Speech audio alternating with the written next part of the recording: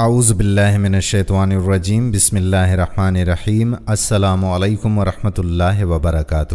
ناظرین، استغفار کے معنی مغفرت کی طلب کے ہیں، اور مغفرت کے معنی گناہوں کی پردہ پوشی اور ان کے شر سے بچاؤ ہے۔ بندہ اللہ سے استغفار کرتا ہے کہ اللہ دنیا میں اس کے گناہ پر پردہ ڈال دے اور اس کا گناہ اس کی فضیحت کا سبب نہ بنے، اور آخرت میں بھی اس کو ظاہر نہ کرے، اور اپنی رحمت اور عفو و درگزر سے اس کا گناہ معاف فرما دے۔ ناظرین، استغفار کی فضیلت یہ ہے کہ قرآن کریم میں استغفار کرنے کی ترغیب کثرت سے ہمیں دی گئی ہے۔ ایک مقام پر اللہ رب العزت کا فرمان ہے، اللہ سے استغفار کرتے رہو، بے شک اللہ بڑا غفور و رحیم ہے۔ ناظرین، ابن کثیر رحمۃ اللہ علیہ فرماتے ہیں کہ رات کی آخری گھڑیاں یعنی تہجد کا وقت استغفار کا بہترین وقت ہے۔ حضرت یعقوب علیہ السلام کو ان کے بیٹوں نے جب معافی کی درخواست کرنے کو کہا تو انہوں نے سحر کے وقت کا انتظار کیا اور سحر میں اللہ رب العزت سے ان کے لیے معافی کی درخواست فرمائی۔ ناظرین، ایک بڑا مشہور واقعہ ہے کہ ایک بار امام احمد بن حنبل رحمۃ اللہ علیہ سفر میں تھے۔ ایک قصبے میں انہیں رات پڑ گئی تو نماز کے بعد انہوں نے مسجد ہی میں ٹھہرنے کا ارادہ کر لیا تھا۔ ان کی عاجزی اور انکساری نے یہ بالکل گوارا نہ کیا کہ وہ لوگوں کو جا کر اپنا تعارف کروائیں اور خوب آہو بھگت کروائی جائے۔ مسجد کے خادم نے امام کو نہیں پہچانا اور ان کو مسجد سے باہر نکلنے کا کہا۔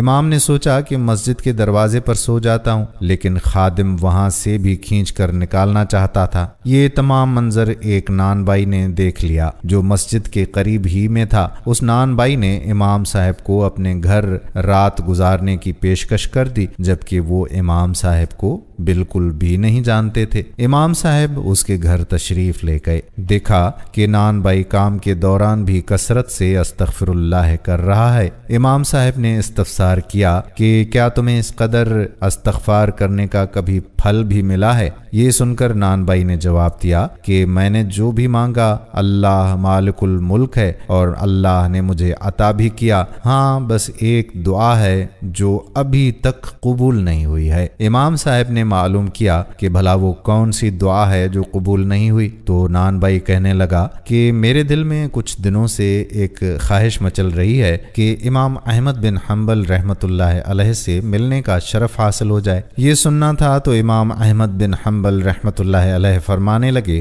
کہ میں ہی احمد بن حنبل ہوں، اللہ نے نہ صرف تمہاری دعا سنی بلکہ مجھے تمہارے دروازے تک کھینچ لایا ہے۔ ایک اور روایت ہے کہ حضرت حسن بصری رحمۃ اللہ علیہ سے کسی نے قحط سالی کی شکایت کی، فرمایا کہ استغفار کیا کرو۔ دوسرے نے آ کر تنگ دستی کی شکایت کی تو اس کو بھی کہا کہ استغفار کرو۔ تیسرا آدمی آیا اور اس نے کہا کہ اولاد نہیں ہے تو فرمایا کہ استغفار کیا کرو۔ چوتھے نے آ کر شکایت کی کہ پیداوار نہیں ہو رہی، زمین میں کمی ہے، فرمایا استغفار کرو۔ کسی نے پوچھا کہ آپ نے ہر شکایت کا ایک ہی علاج کیسے تجویز فرما دیا؟ تو انہوں نے یہ آیت تلاوت فرمائی جس کا ترجمہ ہے استغفار کرو اپنے رب سے، بے شک وہ ہے بخشنے والا، وہ کثرت سے تم پر بارش بھیجے گا اور تمہارے مال اور اولاد میں ترقی دے گا اور تمہارے لیے باغات بنا دے گا اور تمہارے لیے نہریں جاری فرما دے گا۔ واضح ہے کہ استغفار پر اللہ تعالیٰ نے جن جن انعامات کا اس آیت میں اعلان فرما دیا ہے تو ان چاروں کو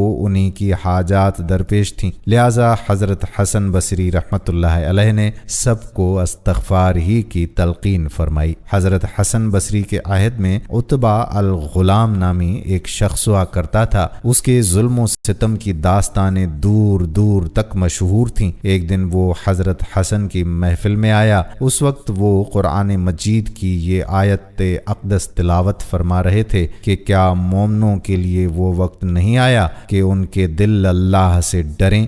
آپ نے اس آیت کی ایسی تشریح کی کہ لوگ رونے لگ گئے۔ عتبہ الغلام نامی ظالم شخص کھڑا ہو گیا، کہا کہ اے بندے مومن، کیا مجھ جیسے فاسق و فاجر کی بھی توبہ اللہ تعالیٰ قبول فرمائے گا؟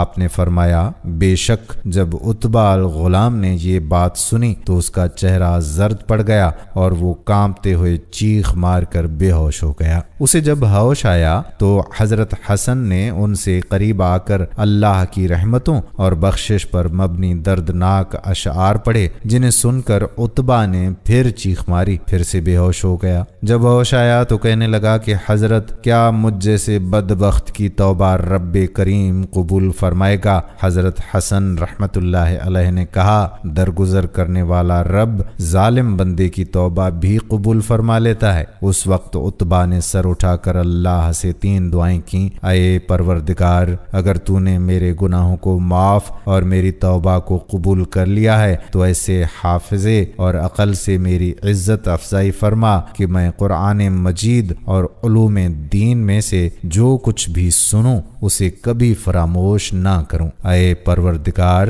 مجھے ایسی آواز عنایت فرما کہ میری قرآت کو سن کر سخت سے سخت دل بھی موم ہو جائے، اور اے میرے پروردگار، مجھے رزق حلال عطا فرما، ایسے طریقے سے دے جس کا میں تصور بھی نہ کر سکوں۔ اللہ تعالیٰ نے عتبہ کی تینوں دعائیں قبول فرما لیں۔ اس کا حافظہ اور فہم و فراست حیرت انگیز طور پر بڑھ گئی، اور آواز میں ایسی رقت پیدا ہو گئی کہ جب وہ قرآن مجید کی تلاوت کرتا تھا تو ہر سننے والا گناہوں سے تائب ہو جاتا تھا، اور اس کے گھر میں ہر روز 1 پیالہ شوربے کا اور 2 روٹیاں رزق حلال سے پہنچ جاتی تھیں، اور کسی کو معلوم نہیں تھا کہ یہ کون رکھ جاتا ہے۔ اس حکایت سے ہمیں یہ سبق ملتا ہے کہ گناہ سے توبہ کرنے والا بے گناہ کی مانند ہو جاتا ہے، کیونکہ گناہ کی حقیقت ہے رب سے دوری، اور توبہ کی یہ حقیقت ہے کہ رب سے قرب اور نزدیکی۔ لہٰذا جو شخص سچے دل سے توبہ کر لیتا ہے وہ اللہ کے قریب ہو جاتا ہے۔